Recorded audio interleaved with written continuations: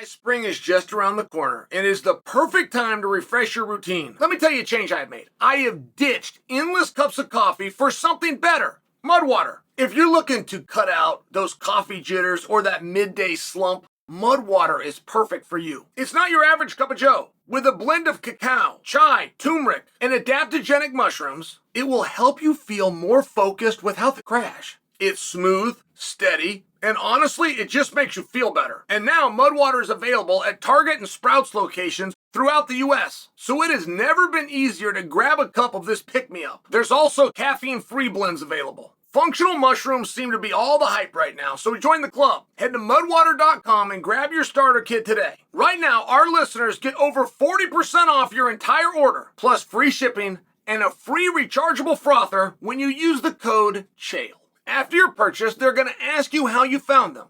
Show your support. Tell them I sent you. Don Davis, head of the PFL, came out. And he took a message. I mean, this was on Twitter. So what do you got? You got 180 characters? 280 characters? Sent it right to Jon Jones. For all of us to see, but he sent it right to Jon. And he said he knew a way that Jon could make $50 million to do a fight. And the answer to that was in the PFL against Francis Ngannou. And it's so interesting. Like, I just find that side of the business. I love that side of the story. But it's not the story for you guys. It's not the one that's going to get on the front page of Sports Illustrated or break into Sports Center. But I find it interesting. When one office versus another office, they're trying to get a big fight. I mean, let's just break down what Don said. So that would be the highest paid fight of all time. Highest paid fight we've ever even heard of. $50 million. I don't think anyone has ever even asked for it. I've seen guys go out and ask for the biggest number they can think of. And I don't remember a time that anybody said $50 million. So let's just understand how big that is and then make some assumptions off of that. And by the way, if Don Davis tells you you're going to get $50 million, you're going to get $50 million. So we'd have to assume that that is the biggest fight. If it would be even hypothetically the highest paid fight, we must assume that it's the biggest fight. We assume that it's the biggest fight, we must assume that's the fight we want to see more than any other fight. Okay. Let's stop right there. Let's just play a quick game. Is that true? It definitely was. And maybe with a little bit of work, that could come right back. But they have played a hot potato with that for Jon. What's going to be next for Jon for a few years now. And I don't think that Jon quite enjoyed it as much as he should have. There has never been a time in Jon's career, as great as he's done, that he was sought after. I mean, there was massive budgets that had to go in place when you had a Jon Jones fight to try to fill up an arena. And more times than not, literally, over 50% of the time, they did not fill up the arena. It was hard.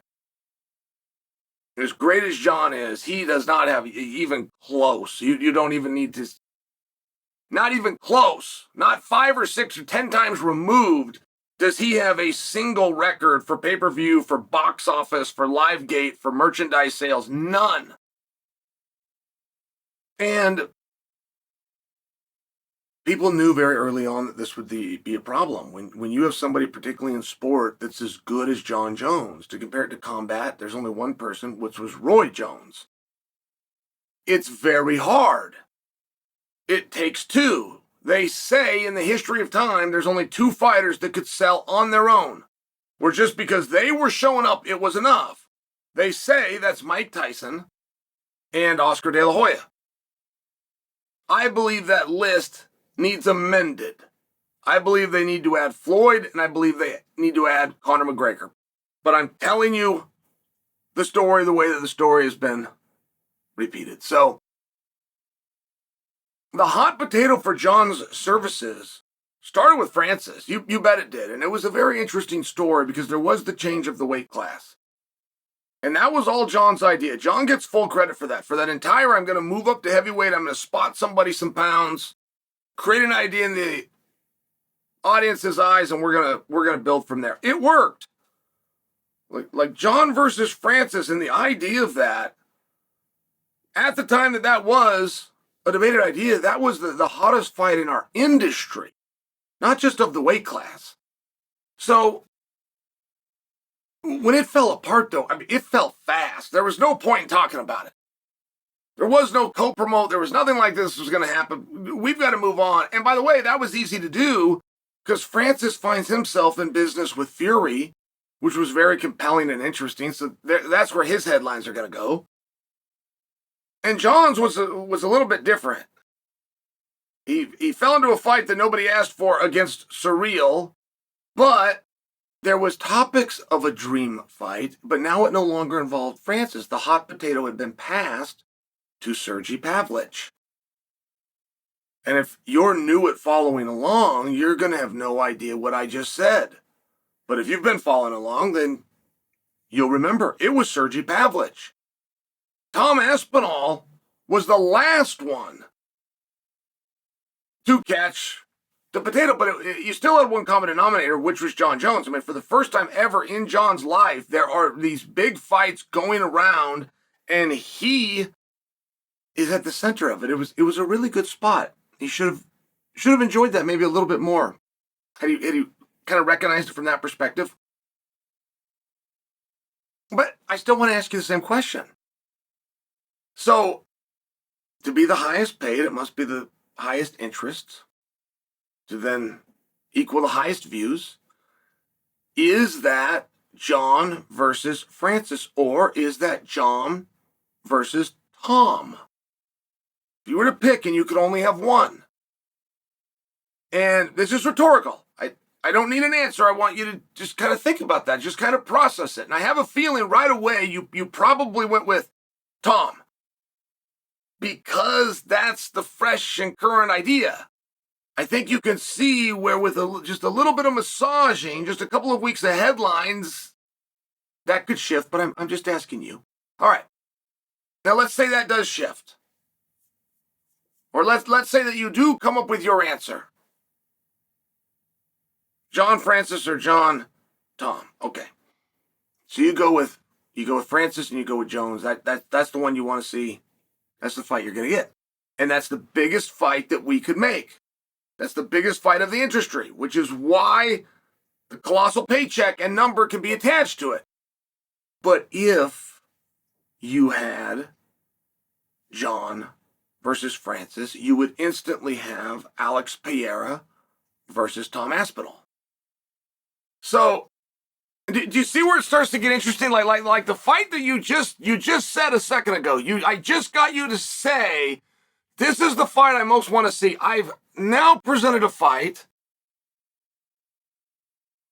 that you are now considering as the fight that you want to see most. And the reason that this topic comes up isn't just on Don Davis's message to Jon. It also has to do with Alex Pereira does an interview yesterday in response to comments that Joe Rogan made, and Alex Pereira says that if he would have won, he would not have wanted to defend at 205 pounds. He would have wanted to have left. And in this order, he would have liked to have boxed Usyk, which, just to remind you, that seems like a distant memory. But 3 weeks ago is how long it's been since Pierre and Uncle I went down. 3 weeks and 2 days ago, I apologize, Usyk called for a boxing match against Pereira. It was Usyk's idea. Usyk was calling for that, and all we were waiting was for Pereira to have the fight so that he could get the microphone and have that moment. Pereira couldn't respond to Usyk at the time that Usyk did the call-out. He couldn't respond because he's got his hands full and he's got an obligation to the media that if he does say anything, it directs you to this night of business against Uncle I, if that was just sportsmanship. So he stayed disciplined. But many of us that were familiar with the call-out were waiting for Pereira to get that microphone so that Pereira could address Usyk. I realize that's a distant memory. I realize that's headed nowhere. I'm just attempting to create for you how when one door opens, how quickly the other pieces fall into place. If you were to have Jon and Francis, wow, you'd have a wow moment. until you realize that you now have Pierre versus Aspinall. I mean, it's just something that you never considered. Just something that you never once thought of.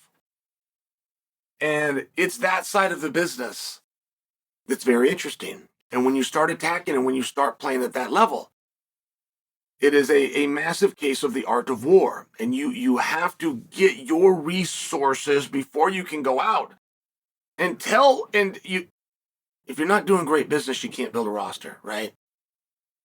But you can't start making great changes until you have the big roster.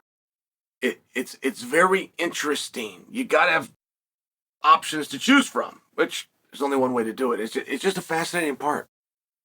It's a very fascinating part. And the idea that we keep alive the topic of Jon Jones and Francis, I'm on board with that. Until Don Davis said it, I didn't really realize that I have missed that subject, at least to a degree.